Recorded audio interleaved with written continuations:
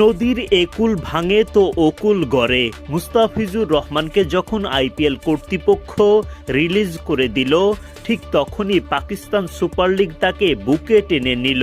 PSL এ পারিশ্রমিকের সর্বোচ্চ ক্যাটাগরিতে জায়গা পাচ্ছেন বাংলাদেশের কাটার মাস্টার।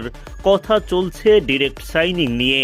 মঙ্গলবার পিএসএল কর্তৃপক্ষ আনুষ্ঠানিকভাবে জানায়, মুস্তাফিজ টুর্নামেন্টটির 11তম আসরে খেলবেন।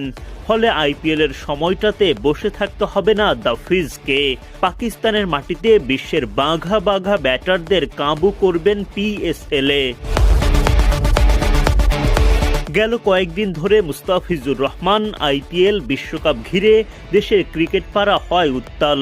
এমনিতেই ভারত বাংলাদেশের দ্বিপাক্ষিক সম্পর্ক অনেকদিন ধরেই ভালো যাচ্ছিল না।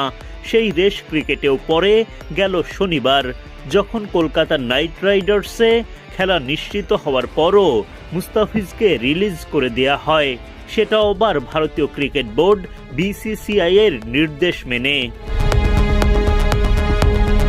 আগে থেকেই পাকিস্তানি ক্রিকেটারদের জন্য আইপিএল এর দরজা বন্ধ ছিল, এবার বাংলাদেশিদের জন্যও বন্ধ হলো।